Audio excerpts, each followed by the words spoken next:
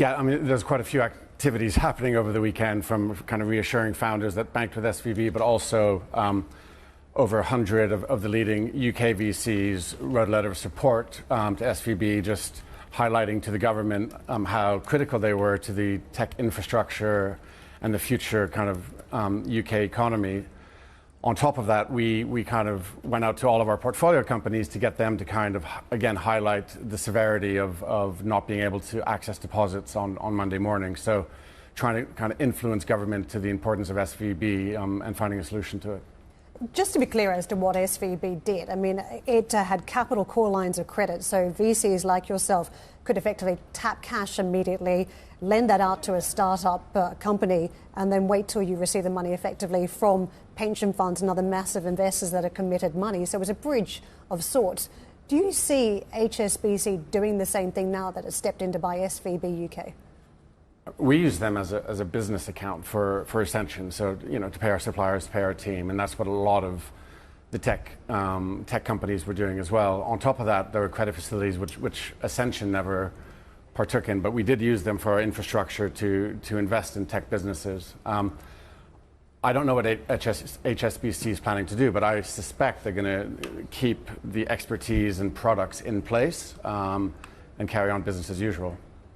Would you want a change in any way, particularly because, I mean, yes, SV Bank has kind of ensured that they understand the sector, the way things are done, perhaps in this element as well. HSBC not perhaps as well versed, particularly in this, but it may be helpful to have conversations around changing with how they do business, how things are sort of done at present, or is it just a case of we wanted to kind of stay the same and have this similar relationship we've had with SV Bank?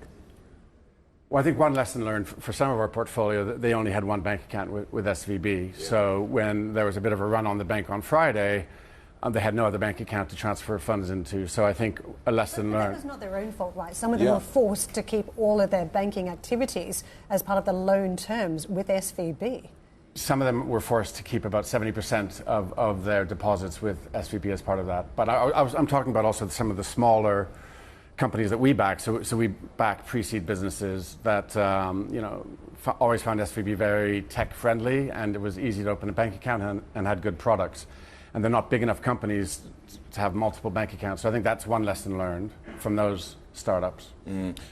Are there enough red flags, you think, in this industry for you to know where to be as a business? I mean, your primary aim is to ensure that the companies you're sort of investing in are kind of okay yourselves, but to kind of know where you're putting your money as well is also very significant. Do you think there are enough red flags in the industry for you to be able to make a call in that sense to say perhaps we shouldn't just be in one pot, that we should be diversifying? Obviously, the bigger you get as an entity too.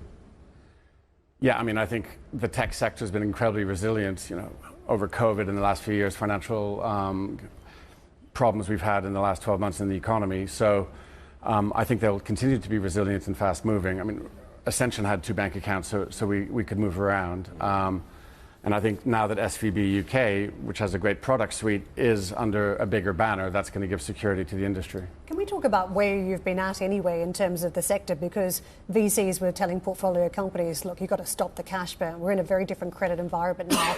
You need to change what you've been doing. Growth is fantastic. However, there's a cost to this now, and you need to alter the way you're doing business. That message very key from Sequoia early on. Yep. Now that we've got these risks, and they haven't gone away, if you look at the market reaction this morning around some of the banks, the risks haven't simply disappeared.